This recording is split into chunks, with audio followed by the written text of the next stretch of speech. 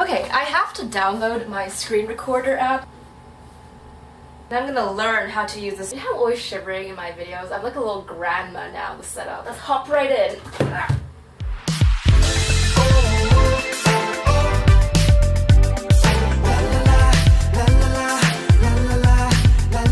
Hi, welcome back to my channel. Today I'm gonna be taking the 16 personalities personality test. I think it's based on the MBTI Myers-Briggs personality test. I've taken it quite a few times in my life, but not recently. So I think some things have changed. So the first time I took it was, I think in year 10 or 11 when I was 15. I think I've changed a lot personality-wise, socially. This will be interesting. There's a weird like gamer screen on my recording and I don't know how to, is it even, I'm just gonna leave it there real small. I'm sorry that you have to look at that angle of my face. Okay, so the first time I took this test in year 10, I got INFJ.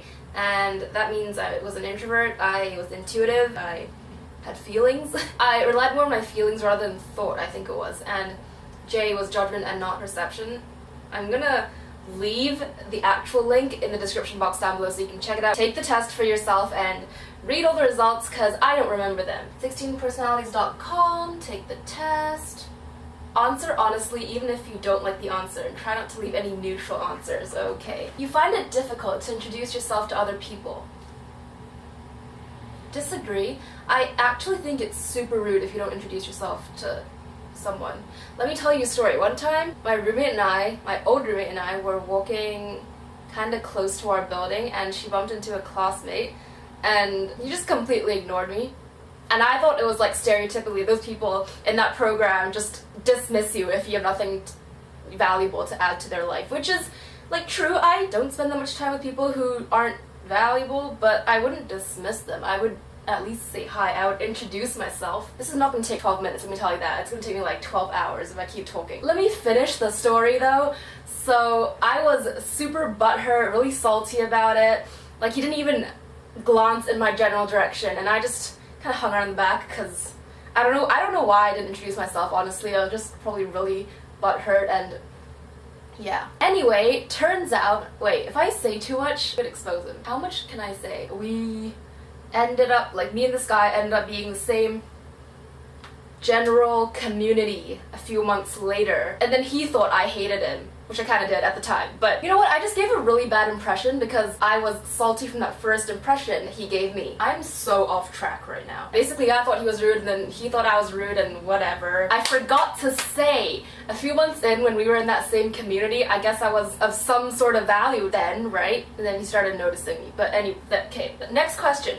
You often get so lost in thoughts that you ignore or forget your surroundings. Agree. Okay, maybe like, okay. You try to respond to emails as soon as possible and cannot stand a messy inbox. You find it easy to stay relaxed even when there is some pressure. Yes. You do not usually initiate conversations. It's a double negative here because yeah. Depends who it is. You rarely do something just out of sheer curiosity. I'm pretty impractical and curious. You feel superior to other people. Hell no. Yeah, like no. Being organized is more important to you than being adaptable. No. You are usually highly motivated and energetic. Winning a debate matters less to you than making sure no one gets upset. People shouldn't get upset. I'm upset. Unless it's a personal attack, right? Disrespect. Winning a debate matters to you. Okay, you know what? Let's be a little compassionate. You often feel as if you have to justify yourself to other people a little bit, kind of insecure still. Your home and work environments are quite tidy. You can't see it, but everything is, let's click this, okay. You do not mind being at the center of attention. I don't really like it, let's be honest, but I have a YouTube channel here, you consider yourself more practical than creative. It's really, I'm sorry, it's really hard. Okay, you know what, they said no neutral answers, but I am creative, but I'm also practical emotionally, I would say, so people can rarely upset you. I'm upset. Your travel plans are usually well thought out. I traveled Europe for around 3 weeks this past summer. I might make a video on it soon, I was planning to. That's besides the point, but if it hadn't been for the other two girls that I was traveling with, I wouldn't have planned anything, man. I was totally relying on them. Bless. Okay, it's actually getting a little. It is often difficult for you to relate to others' feelings. A little bit.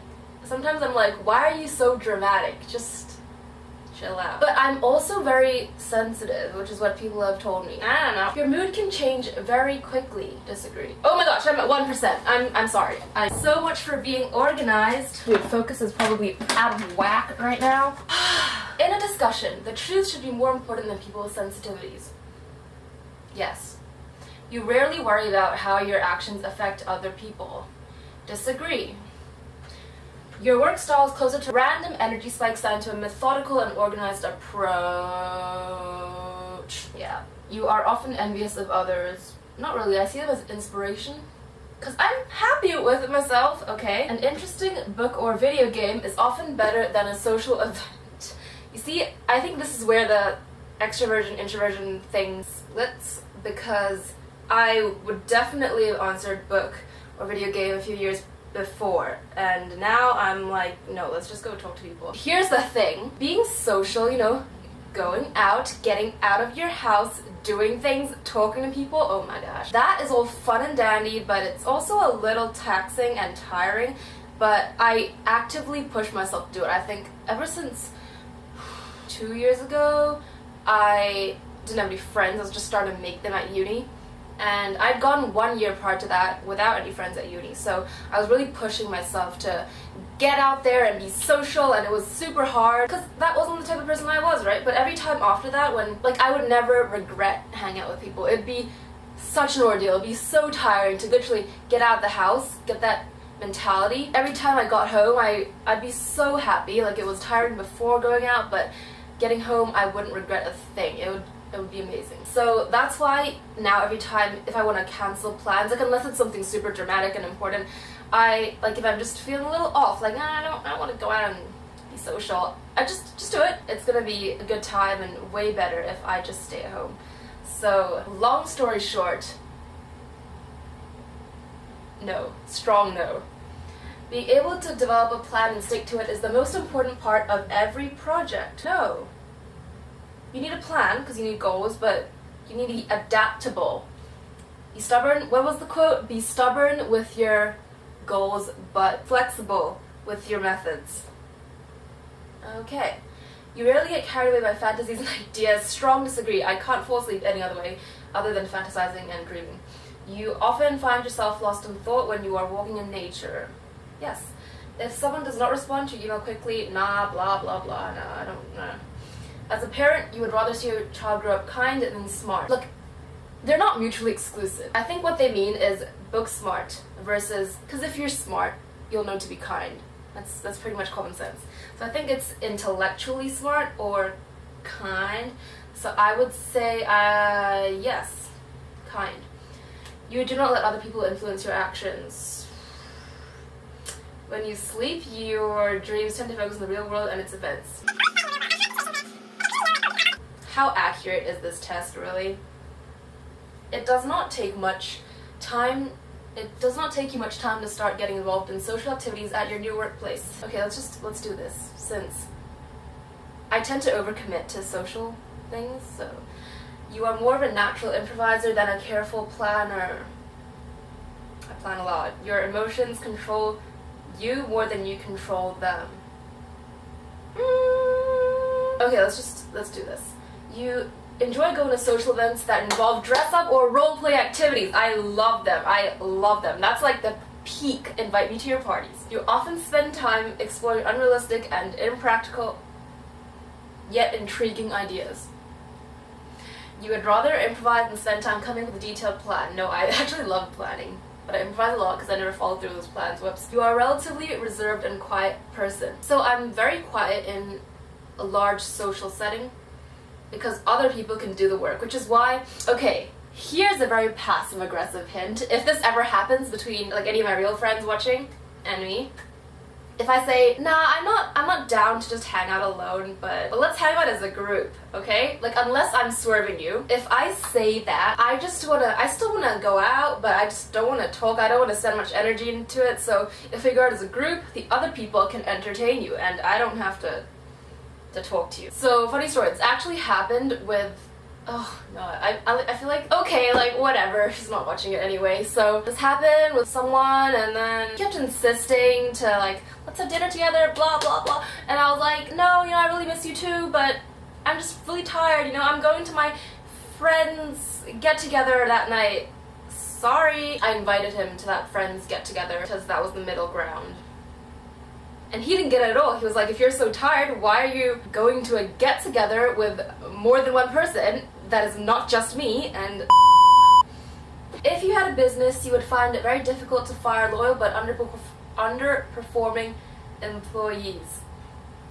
You often contemplate the reasons for human existence. You see, I used to do this. I used to be like 6 or 7 or 8 and stand in the bathroom looking in the mirror just thinking, wow, we are minuscule on this planet, and if you think about the whole, we're born, we die, or whatever. But then I came to know Jesus, and then, I mean, that's our reason, right? So personally, I love exploring my purpose on earth, so I love to contemplate my personal existence, but I know in general why, we were created and why we're here, so logic is usually more important than heart when it comes to making nope, nah. I mean, let's leave it at that. I'm kind of confused myself, but let's just keep going. Keeping your options open is more important than having a to-do list. Yes. If your friend is sad about something, you are more likely to offer them emotional support than suggest ways to deal with the problem. So here's the thing. I've been very sheltered my whole life, and I don't think I can offer much in terms of practical support. Oh my gosh, let's just disagree. I like to get things done. I like to help them be practical. I'm pretty impractical and curious. Rarely feel insecure. Now, it's a heavy subject. So you can check out this video right here. Yes, I rarely feel insecure. You have no difficulties coming up with a personal timetable and sticking to it. I have no difficulties coming up with a timetable. I have difficulties sticking with it because I can't wake up. Being right is more important than being cooperative when it comes to teamwork. Did you just see me spit everywhere? Disagree. I love being in a team, whether it's like a school project, so academic teamwork, or if it's athletic teamwork, or if it's recreational teamwork, like let's just cook a meal together. Teamwork is so important. You think that everyone's views should be respected regardless of whether they are supported by facts or not. Yes. Respect them. Doesn't mean you have to listen to them, but just hear them out. You feel more energetic after spending time with a group of people. I hope you are referencing that point I just spent hours on. You frequently misplace your things. No. You see yourself as very emotionally stable. Yes. Actually, okay, so school has caused me hella panic attacks. If you put school aside and insecurities regarding school aside, I'm very... Okay, let's just... Your mind is always buzzing with unexplored ideas and plans. Hell yeah, you would not call yourself... No, I am a dreamer. You usually find it difficult to relax when talking in front of many people. Disagree. So I get... Whatever. This video is going on for way too long. Generally speaking, you rely more on your experience than your imagination. I'm very creative, but yes, I heavily rely on my experience, which is kind of why I'm stubborn. You worry too much about what other people think. If the room is full, you stay closer to the walls, avoiding the center. Yes, but I'd rather be with people close to the walls. You have a tendency to procrastinate until there's not enough time to do everything.